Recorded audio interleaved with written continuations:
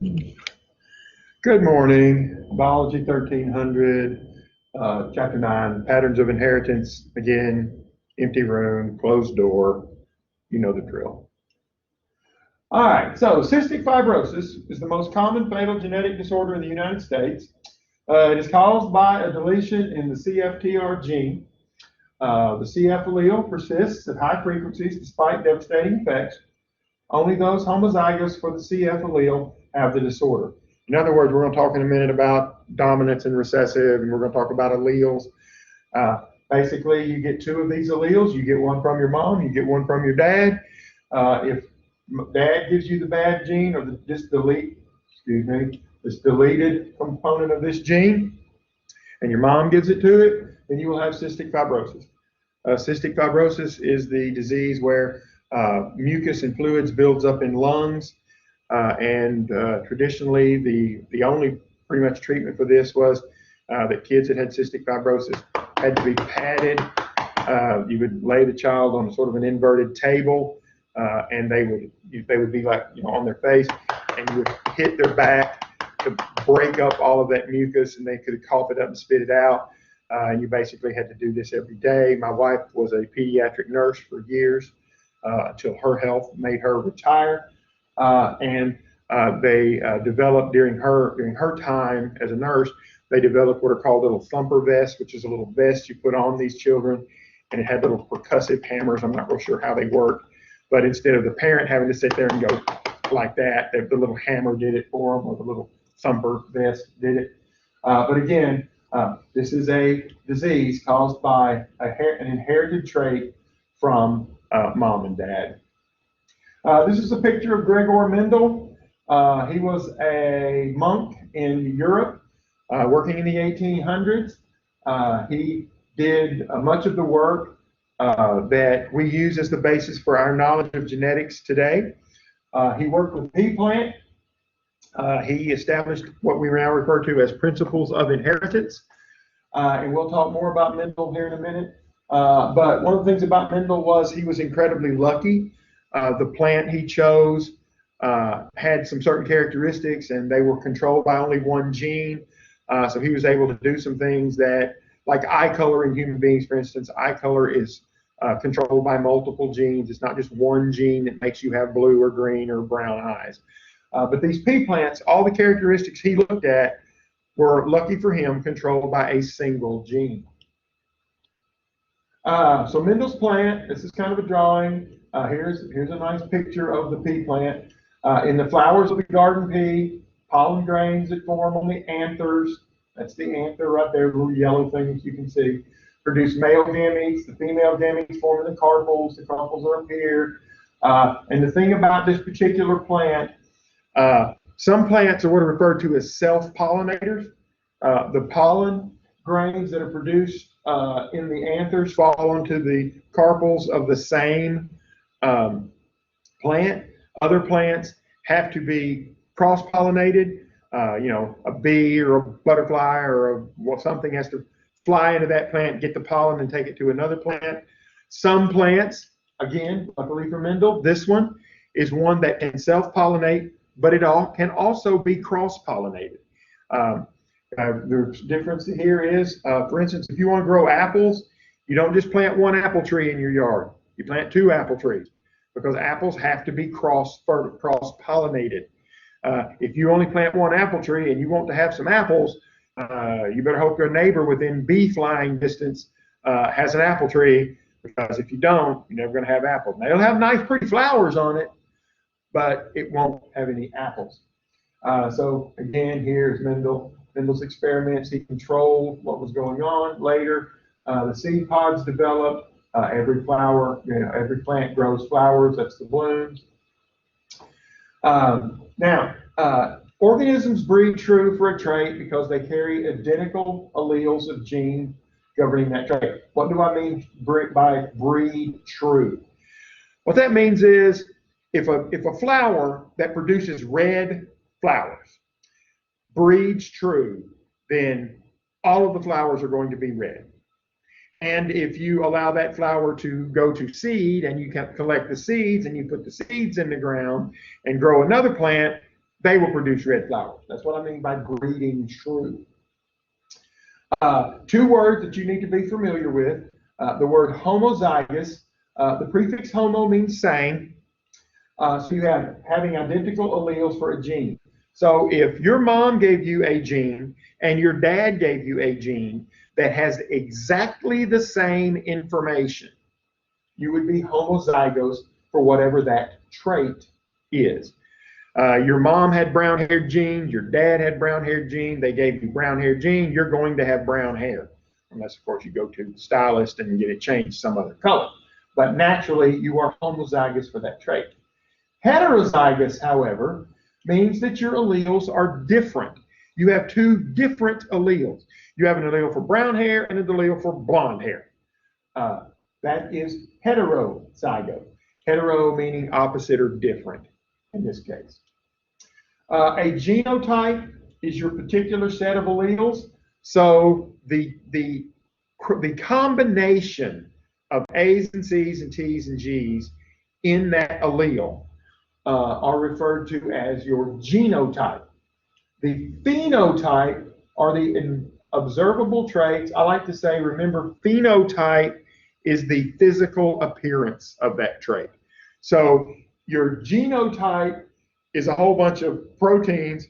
Your genotype is a whole bunch of proteins. Your phenotype is brown hair.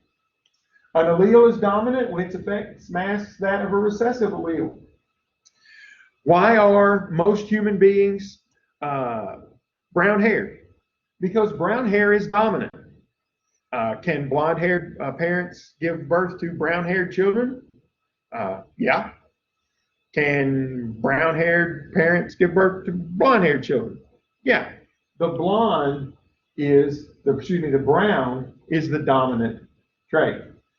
So here's an example of some of Mendel's plants, the genotype. And when we talk about the different alleles, we're going to give them a letter. And the letter that you give them really doesn't matter.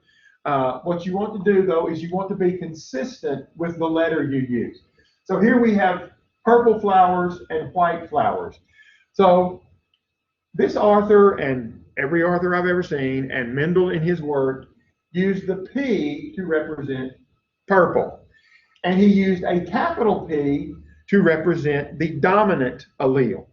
He used a lowercase p to represent the recessive allele. So when you decide what letter you're going to use for a trait, you're going to use the capital letter for the dominant one and the lowercase of the same letter for the negative one. Now there is an exception to this that we'll talk about later, but for almost every case, you're going to use the same letter for both.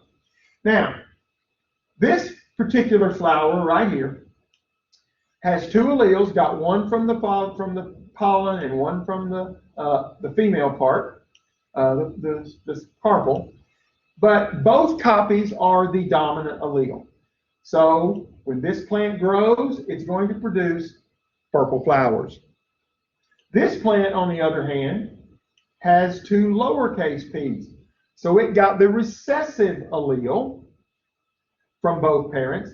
However, since both of these are the same, we still say it's homozygous. Homozygous recessive is the way we say it. We say if an organism has two copies of the recessive allele, we say that it is homozygous recessive for that trait. If it has two of the dominant, then it's homozygous dominant. But this plant down here at the bottom has one dominant allele, one recessive allele. Therefore, it is heterozygous for that trait. However, since this is dominant over this, all of the flowers are going to be purple. The only way you get a white flower is having two copies of the recessive allele. So when homologous chromosomes separate during meiosis, the gene pairs on those chromosomes separate. Each gamete that forms carries only one of the two pairs of genes. So this is Mendelian inheritance. When you form a sperm, one copy of chromosome 1 goes into one sperm, the other copy of chromosome 1 goes into another sperm. When ladies make an egg, one copy of chromosome 1 goes into one egg, one copy of chromosome 1 goes into the other. And each gamete that forms carries only one of the two genes. All right, so DNA replication. Here is a pair, got a P chromosome and another P chromosome, and then we got the lowercase p over here. Here, everything's duplicated. So we start off with 2. Now we've got 4. Now in meiosis 1, now we talked about mitosis in a previous chapter. This is meiosis, and I said we would talk more about it. So in meiosis, the first thing that happens is we have an initial separation where one of these comes over here and one of these comes over here. One pair moves independently. Same over here. And then ultimately we wind up forming the gametes. And since the only thing that was in this cell, the only thing that can be in these cells are the uppercase P. But if you'll notice, this cell had 2 chromosomes. Each one of these only have 1. We've halved the DNA. And the same thing happened over here as well. A zygote forms if this sperm and this egg gets together. We have a zygote form that is now big P, little p, or uppercase, lowercase.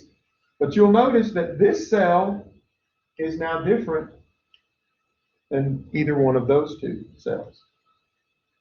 So there's an item called a Punnett square. And depending on how the rest of the semester goes, my plan is to put a little assignment on for you to perform some Punnett squares and figure some calculations. You should be doing these in the lab as well. But a Punnett square calculates the probability of a genotype and phenotype of offspring. In a test cross, an individual with a dominant trait but an unknown genotype is crossed with an individual known to be homozygous for the recessive allele. Those patterns or traits among offspring can reveal whether the tested individual is heterozygous or homozygous. And here's that figure that it asked me for.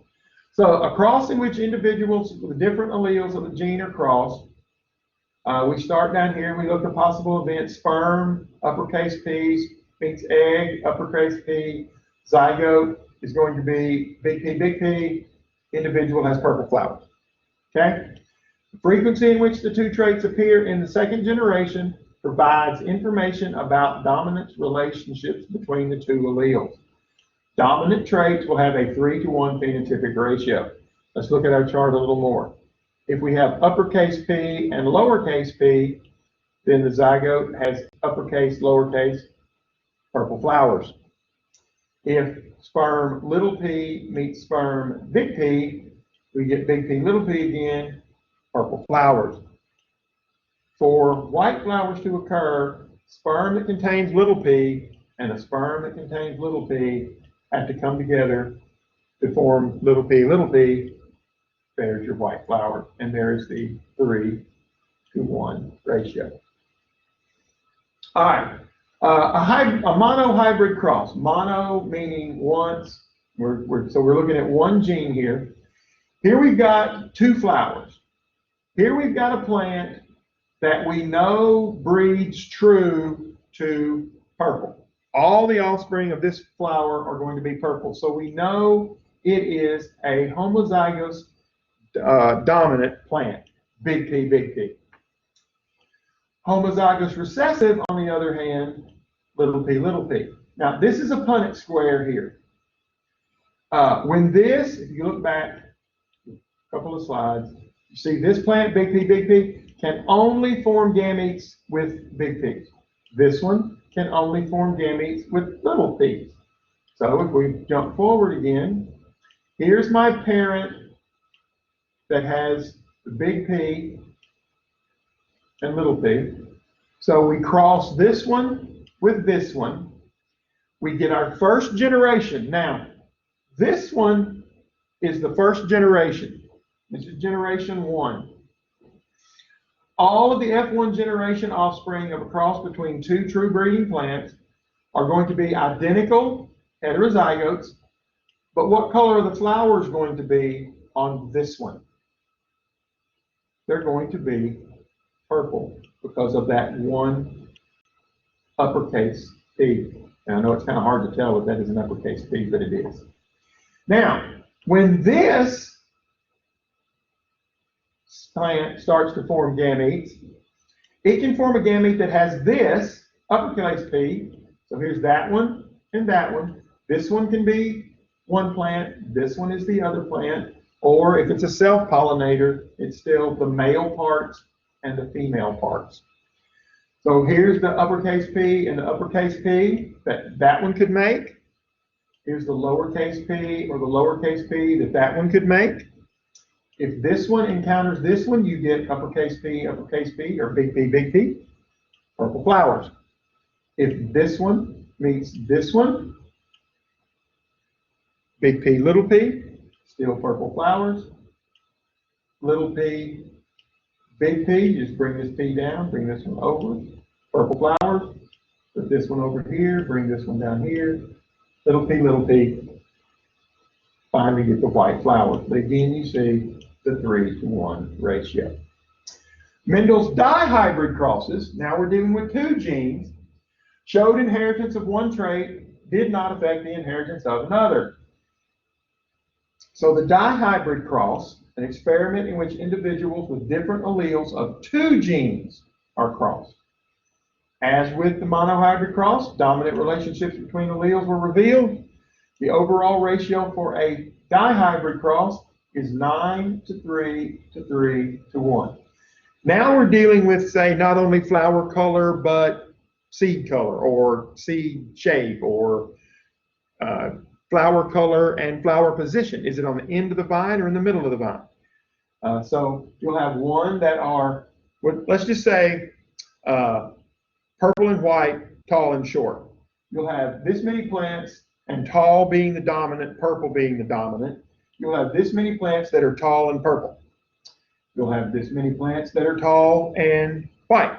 You'll have this many plants that are short and purple. And you'll have this many plants that are short and white. But you still have that 9-to-3-to-3-to-1 ratio. Independent assortment. Independent assortment tells us that a gene tends to be distributed independently of how other genes are distributed. In other words, the gene for tall is going to be sorted without any regard to what the purple was sorted. And here's a Punnett square of a dihybrid cross. Not going to go into all the details, but if you see parent plant is heterozygous for purple flowers and long stems, homozygous for purple flowers and long stems, homozygous for short stems and white flowers. And if you look down here very closely, you will see a whole lot of purple flowers with long stems. And if you count them, 1, 2, 3, 4, 5, 6, 7, 8, 9. The purple flowers with short stems, there's one right there, there's one right there, there's one right there, there's 2, there's 3. Long stems with white flowers, 1, 2, 3, and short and white, 1. So there's my 9-to-3-to-3-to-1 ratio. You can also do these out to 3 genes, and the ratio is, as I recall, 27-to-9-to-9-to-9-to-3-to-3-to-3-to-1. Yeah, we ain't gonna worry about all that. You can do 4, 9-to-3-to-3-to-1 is a dihybrid cross. 2 genes located close together on the same chromosome tend to be inherited together, while genes on the same chromosome that are far apart, crossing over occurs more frequently between them, and then you tend to see more independently assorted things. Incomplete dominance. In a case of incomplete dominance, let's say, for instance, there's a flower that produces, in the dominant condition, produces red flowers. The recessive produces white flowers.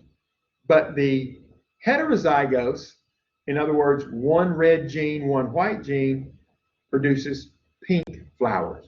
That's incomplete dominance. The red, yeah, it's dominant, but it doesn't completely mask the white. So incomplete dominance, it's a condition in which one allele is not fully dominant over the other. So heterozygous phenotypes are the intermediate between the two. And again, red and white plants with pink offspring. Codominance refers to two alleles that are both fully expressed in heterozygous individuals. And the classic example of codominance is blood types in human beings.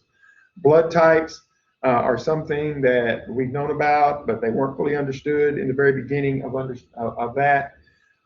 But if you have a father who is blood type A and a mother who is blood type B, they can have a baby who is A, B, O. They can have lots of different things. But if mom is O and dad is O, the only thing they can have is O. And that has to do with the way codominance works. Again, here is blood types. Genotype, either the homozygous A or the heterozygous A. And here we use a different letter. And actually, this is called O, but it's really not an O. It was really originally the digit 0. The reason it's called O, if any of you have ever seen a really old typewriter, when they first put numbers across the top of the typewriter, it did not have a 1 or a 0. If you needed to write a number that had a 0 in it, you used a capital O. If you needed to write a number that had a 1 in it, you used a lowercase l. And since early typewriters, they were typing this, and it was go A, and then instead of saying blood group 0, they just said blood group O. So people who have this genotype are going to be phenotype A. People who have this are going to be phenotype AB. You've heard of people who have blood type AB. If they are heterozygous for B, or this would also be an example of heterozygous for AB, or homozygous for B, they'd be blood group B. And then if all you have is the O, you have blood type O. Pleiotropy is the idea of multiple genes, multiple traits being controlled by a single gene. Mutations in this gene product will affect all the traits. So if you've got a single gene that says your eyes are going to be blue, your hair is going to be blonde, and your ears are going to be small, and it mutates to give you brown hair, blue eyes, and great big old ears, then all of those traits are going to be affected. Mutations in pleiotropic genes are associated with things like sickle cell anemia, cystic fibrosis, and a condition called Marfan syndrome. Marfan syndrome is a disease where that greatly affects the heart. People with Marfan syndrome tend to be very tall. Some researchers think that maybe Abraham Lincoln might have had Marfan syndrome. Epitaxis is the effect in which a trait is influenced by the products of multiple genes. Classic example is the color of Labrador retrievers. You know, you have the black lab, you have the yellow lab, and you have the chocolate lab. That is all, you know, if you breed a black lab with a yellow lab, you get a color. If you breed a black lab with a chocolate lab, you get some other color. If you breed a chocolate lab with a yellow lab, you get some other color. All kinds of different colors of labs coat because of epitaxis. Multiple genes changing cells. Oh, there we go. If I'm looking at this correctly, again, that looks like the black lab there. That's definitely the yellow, and I believe that's the chocolate. But again, if you could see this a little better, you can see that these across the top, this one, this one, this one, this one, and this one are going to be the black lab. This one, this one, and this one would be chocolate, and then this one would be the yellow. Can't really tell the difference in colors here, but it looks like this, and this maybe is the chocolate. Human example, skin color. Variations in skin color depend on the kinds and amounts of melanin being produced. There are more than 100 gene products that affect production and deposition of melanin. Many years ago, there used to be little ceramic tiles that showed all the different possible skin tones for human beings. This was long time ago. Probably would not be ethical to show those to you. I don't have a set of them anyway, but you could actually Google if you wanted to see those human skin tone tiles.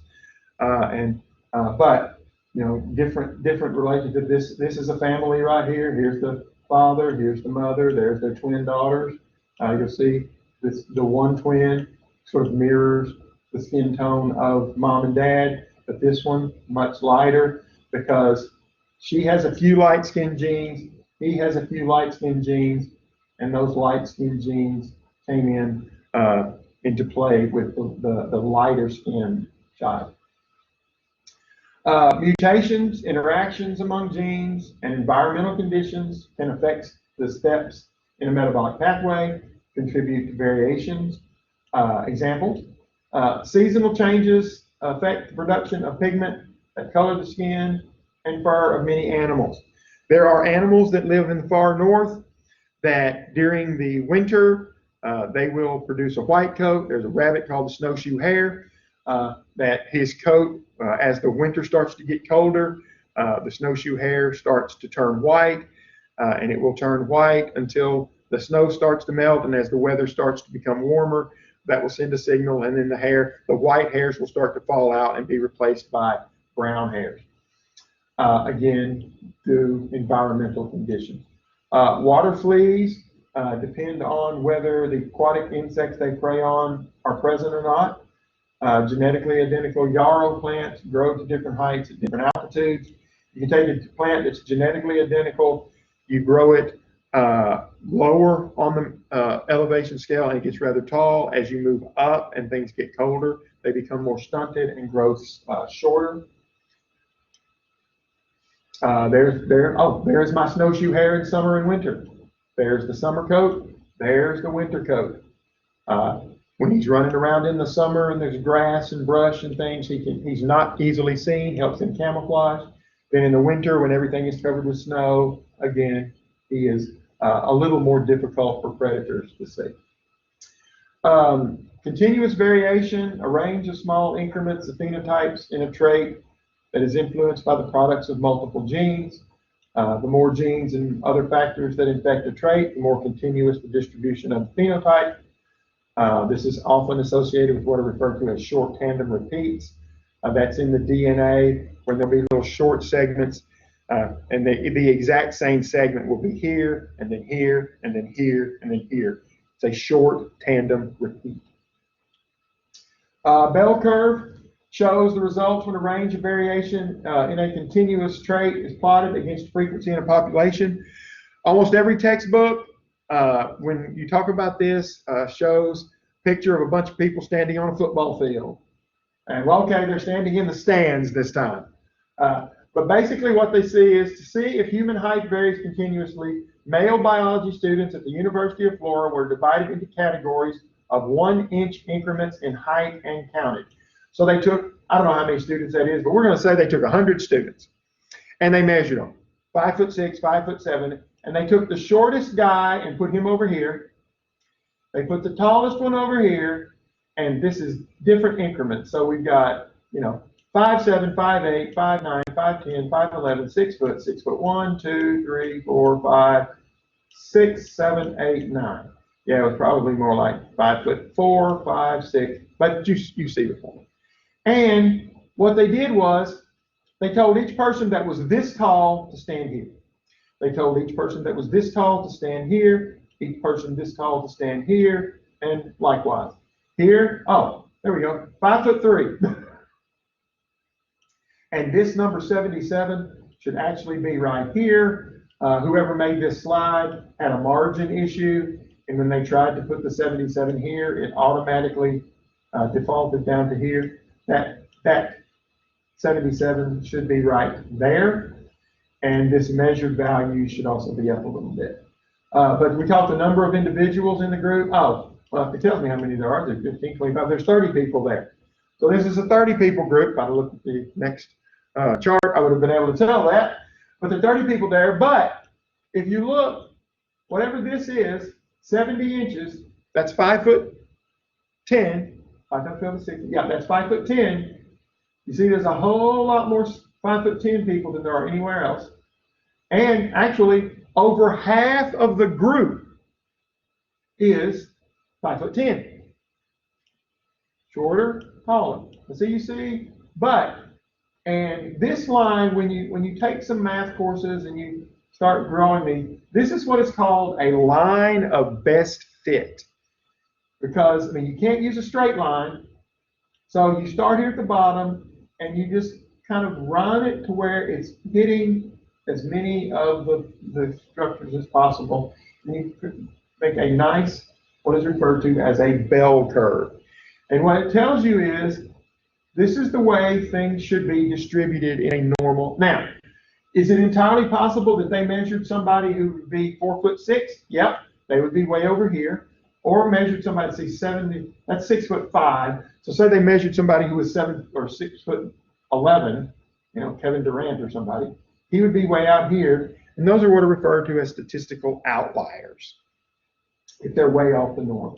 But that is the way traits that are continuously distributed will look, and that is called a bell curve. Pedigrees are standardized charts which illustrate the phenotypes of family members and their genetic connections, used to study inheritance patterns in humans, shows whether a trait is associated with a dominant or recessive allele, and shows whether a trait is on an autosome or a sex chromosome. Genetic abnormalities like polydactyly is an uncommon version of a heritable trait that does not result in medical problems. So we have polydactyly is the presence. In your textbook, and these slides say 6 fingers on a hand or web between the toes. Polydactyly, the word literally means many fingers or many digits, and it doesn't have to necessarily be 6. And I don't want to contradict your textbook author, but the presence of webbing between the toes is not polydactyly. It's some other name. I think it's syndactyly. Don't quote me on that. I'll have to look that up and let you know. But the presence of webbing in the toes is not polydactyly. That's a mistake on the textbook author's part. A genetic disorder is a heritable condition that results in a syndrome or mild, severe medical problems, such as cystic fibrosis. So if you've got extra fingers and toes, that's a genetic abnormality. Doesn't cause any problems, specific, no medical problems. Genetic disorder causes medical issues. And here's an example of polydactyly. If you count, there's a thumb, there's 1, 2, 3, 4, 5 fingers, thumb, that's 6. Excuse me. So that's an X-ray of someone who is polydactyl. The interesting thing about polydactyly, and I don't know whether this, I can't, again, teaching the non-majors and majors course, things kind of cross sometimes. So I'm trying to remember, but one of the things we can say is we do know that this, when it occurs, is actually a dominant trait. It's caused by a mutation, but if you happen to have that mutation and you have a child, it's possible that you can pass that mutation on because it is, a dominant trait. There is a lot of polydactyly in the Amish community. There is also an area of northern Georgia up in the southern part of the Appalachian Mountains that has a lot of polydactylid people. But where this does occur, it is a dominant trait. Now again, but this is the, and I hate using the word normal, but this is the normal condition. Extra fingers are not supposed to be there, but when they do occur, they are inherited like they were a dominant trait. Some dominant or recessive alleles on autosomes. Some dominant or recessive alleles are on autosomes or the X chromosome, are associated with genetic abnormalities or disorders. An autosomal dominant allele is expressed in homozygotes and heterozygotes. An autosomal recessive allele is expressed only in homozygotes. Now here, autosomal, human beings have 23 pairs of chromosomes. Chromosomes 1 through 22 are autosomes. The X and the Y are called sex chromosomes. Here's an autosomal, an example of an autosomal dominant trait, achondroplasia. Here you have a normal mother, a normal sized mother. That's not the mother, but that's the normal, a normal sized child. The affected father, the father has the trait.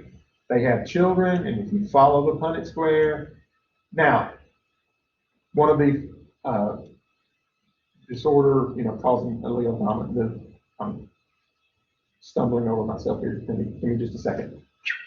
One of the big confusions about the way these things work is students look at this and say, okay, half of their kids are going to be short people. They're going to suffer from achondroplasia, little people. So if they have 6 kids, that means they're going to have 3 little kids and 3, again, I hate the word normal sized kids. That's not the way it works. This reshuffling starts every time a baby is made. So every time the mother conceives, there is a 50% probability that that baby will be born with this condition. Could she have 10 children and none of them have it? Yep. Could she have 3 children and all of them have it? Yep. But more likely, if she has multiple children, she's going to have the kids that suffer from it and the kids that don't. There used to be a television show on, I think it was Discovery Channel, but it was called Little People, Big World.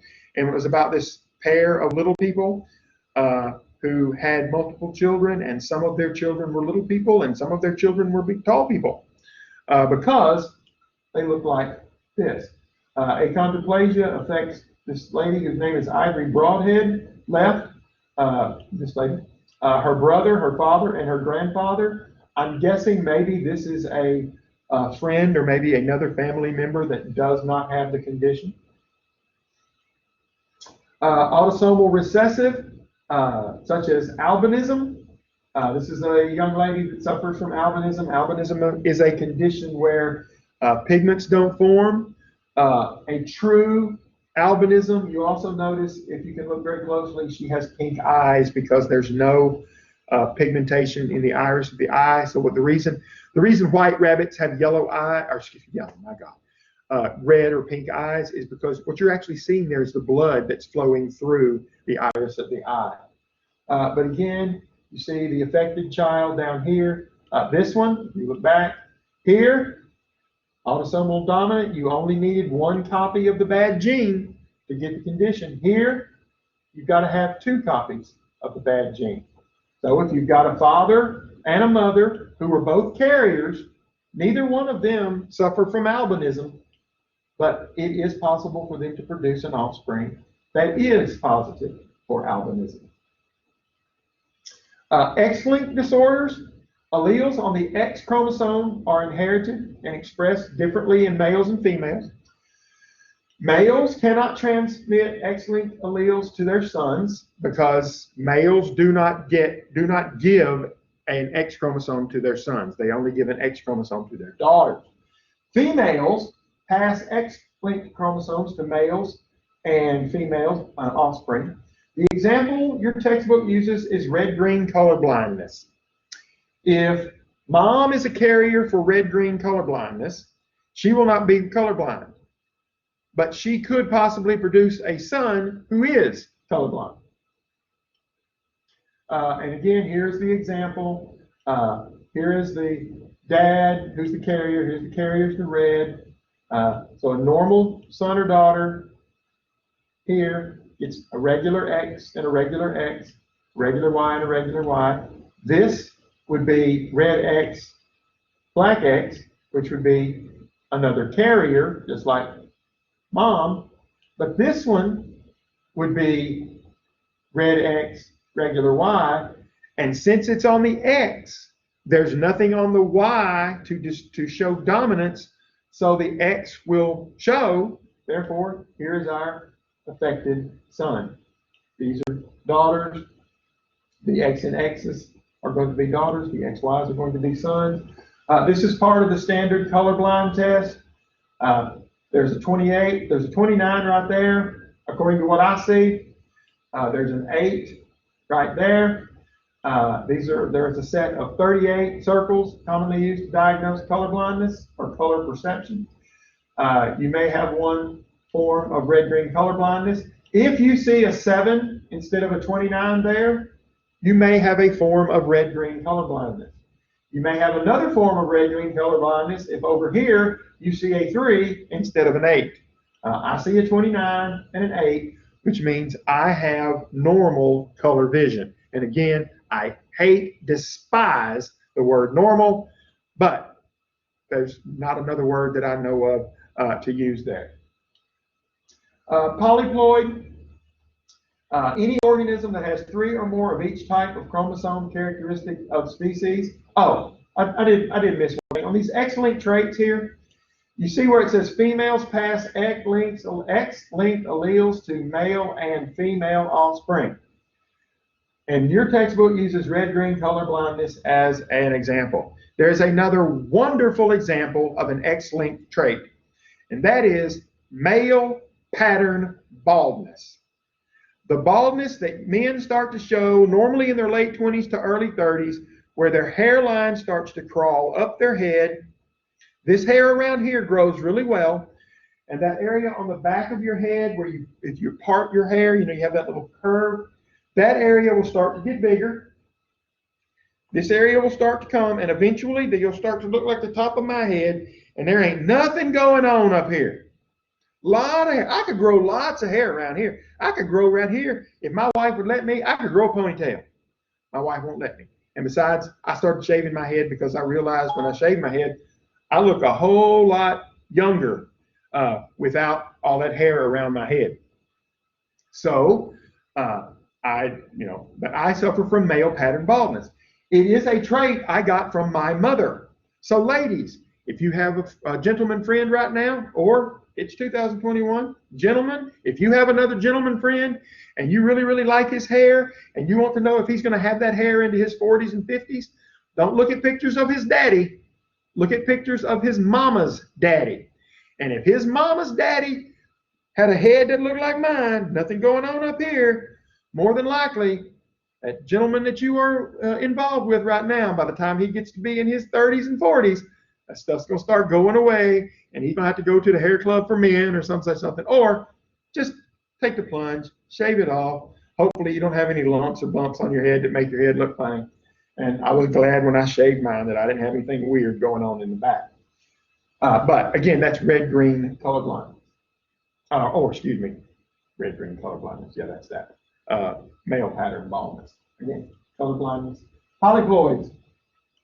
Common in flowering plants. In other words, a polyploid, instead of having the 2N number, it will have a 3N or 4N. So, for instance, a plant maybe has 16 chromosomes 16 chromatids and 32 chromosomes.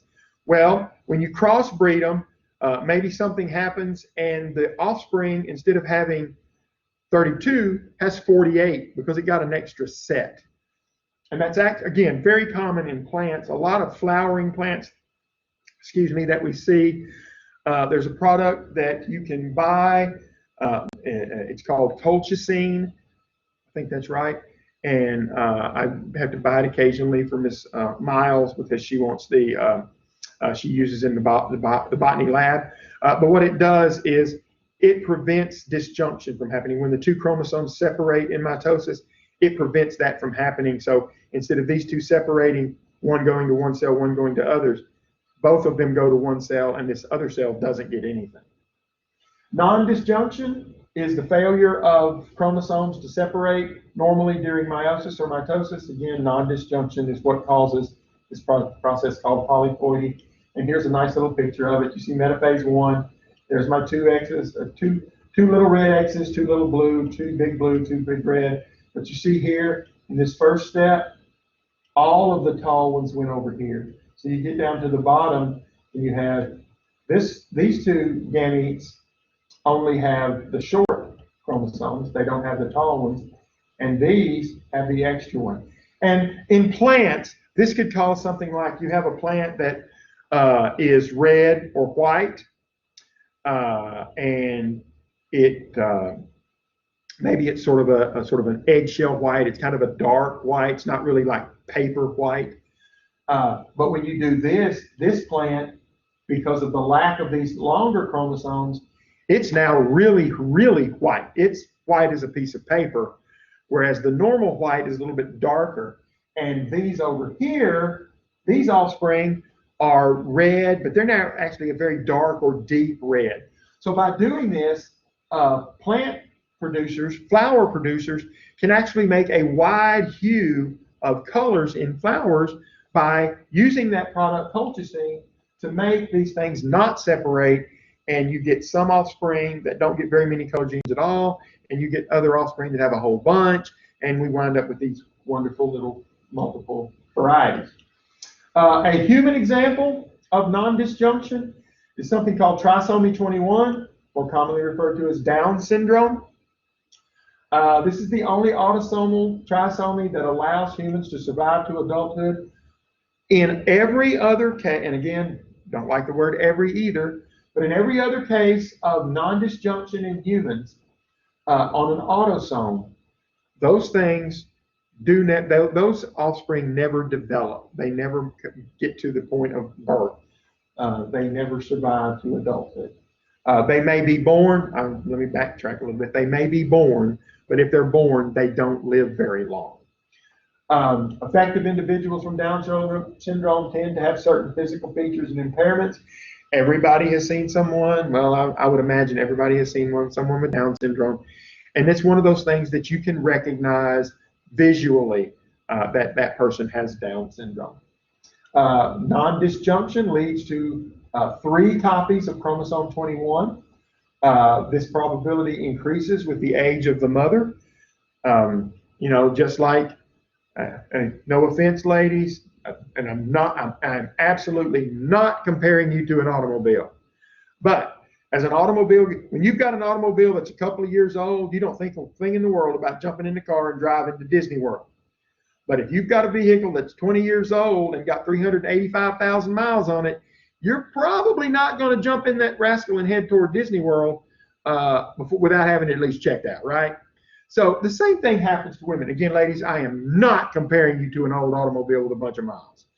I'm simply saying that the machinery that works to create eggs inside you works better when you're in your 20s than it does when you are in your 40s. So the probability of having a non-disjunction event occur to where you make an egg with 3 copies of chromosome 21, it increases with age. And let's see, yes, here's a child with Down syndrome. Again, this picture, you can't see those physical characteristics very well. But again, here's chromosome 1, 2, et cetera, et cetera. Here's the X and the Y. So this is clearly a young boy. And there's 3 copies of chromosome 21. Change in sex chromosome numbers. This is where, again, majors, non-majors, they sort of overlap. So I remember saying this the other day about Turner's and Klinefelter syndrome. Usually associated with learning difficulties, speech delays, motor skill impairment. There are some physical characteristics that also go along with the change in the sex chromosome number. But you see here, female sex chromosome abnormalities. You have something called Turner syndrome, which is XO. You have the triple X syndrome. Those are 2 female sex characteristics or sex chromosome abnormalities. Males can have Klinefelter syndrome. Here's the Y. So they have the Y chromosome, so they're going to be a male, but they get an extra X, and you can look up for this class. We're not going to trouble ourselves with all the physical characteristics of these situations. And then there's something called the XYY chromosome or XYY syndrome. For a lot of years, this was thought to be some sort of Superman gene, that you get that extra Y, and oh boy, you were going to make a whole lot more testosterone, and you were going to be really, really cool. And you could, but the idea at the time was men who had this extra Y chromosome were going to be one of two things. They were going to grow up to be, you know, 5-star generals and leaders of Fortune 500 companies and presidents of the United States and all these wonderful things, or they were going to be serial killers. Yeah, we now know that that's not true, that these people are not any better than a male with only one Y chromosome. All of those theories in the early days have been debunked. But again, it was at one time when I was taking these courses 20 odd years ago, this actually was still called the Superman genotype, because they were still thinking that this was, you know, people like, you know, Bill Gates and Steve Jobs and all those people, you know, Mark Zuckerberg and all of those that had that drive and they made those billions of dollars. They did it because they had an egg. Now, I don't know if any one of those gentlemen has this condition or this syndrome or not, but that was the idea 25 years ago, was that the reason they were able to do that is because they had that extra Y chromosome, therefore they had that extra testosterone, they had that extra. Yeah, all has been debunked. Genetic screening, not screening. This is where potential parents who are at the risk of transmitting harmful alleles to offspring have screening and treatment options. You can do obstetric sonography, may reveal defects associated with some genetic disorder. Other tests performed before birth carry risks of miscarriage or injury to the fetus, but these can be done. There's something called amniocentesis. That used to be the foolproof way of telling whether one of the foolproof ways of telling whether your baby was going to be a boy or a girl, is through the amniocentesis. But you could also tell some other things. That's basically the doctor reaches in with a needle and takes a sample of the amniotic fluid. Chorionic villi sampling is where they actually go in and take some of the villi on the inside of the womb and take a sample of that and measure it. Fetoscopy is an actual internal view, like an endoscopy of the fetus. You're basically doing an endoscopy on the fetus to look for it. Again, all of these are invasive. They all have certain risks associated with them. The sonogram, which we now develop, and they now have those 4K sonograms or 4D sonograms, that it's almost like, you know, you've got the baby laying on the table in front of you and not still in the uterus. Again, these are 3 ways to look. This is a conventional ultrasound. This is what ladies that have had children out there in the Collaborate Ultra world, this is probably what you saw. If you've had a baby in the last few years, you may have seen a 4D ultrasound. You can see the detail of this compared to the detail of that. This is fetoscopy. I mean, you can even see this little, and when I say fella, I'm not being sexist. I don't mean that I know this is a boy. I'm just saying, when you see this little fella, I'm sorry, I'm 58 years old, and some words are just there. I don't think that's an offensive word. If it is, somebody let me know and I'll stop using it, and I'll apologize for using it. But this little fella right here, you can even see fingernails. You can see the nails forming, and the shape of the ear, and a little button nose. Eyelids. The eyelids aren't quite open yet, but that's fetoscopy. Again, if this baby had 7 fingers, we could see that. We might not be able to see 7 fingers over here, but if this baby had an extra finger, we'd be able to see that. Prenatal diagnosis techniques and associated risks. Again, we talked about those just a second ago. Genetic tests for hereditary diseases. There are tests that can be done to determine, does your child carry the sickle cell trait? Is it going to have cystic fibrosis? And again, earlier, genetic screening and counseling. If you know you're a carrier for a certain trait and you know that your partner is the carrier for a certain trait, and you are concerned about having a child that has that trait, it is possible to do tests to determine whether or not your child has that trait. And then you make your decisions from there. There are couples who have made the conscious choice that because of a condition that they have, they do not want to have children, and they have actually undergone precautions so they can't accidentally become pregnant. There is actually a condition called fatal familial insomnia, which is a condition that is passed along. If one of your parents were to have that, there is a 50% probability that you have it. This is a condition that starts to show itself in your mid to late 20s into your 30s. As I recall, it may be a little older than that, but it is a condition where your body stops sleeping properly. If you know anything about sleep cycles, you go from non-REM to REM, rapid eye movement sleep. This is a condition where you appear to be sleeping, but your body never enters that REM state where body tissues are repaired and growing occurs and all that kinds of things. And there are people who know that they have this condition that have taken steps to make sure that they don't have children because they don't want to pass it on to offspring, because they know it basically is an early death sentence. And there are some other conditions like Huntington's disease that also are very similar to that. If you have any questions, please contact me at either trussell@uaptc.edu or the contact tab. Open that up, hit the course manager, and send me a message there. Some of you have not done your Blackboard assignments. Those are still up and available to you. All you gotta do is click on them. I'm still giving you credit for it. I may have to go in and manually put the grades in because the time for them has passed, but with the snow and everything else, I've left them open. You can use them if you want to. Please do so, and I will see you with chapter 10 later.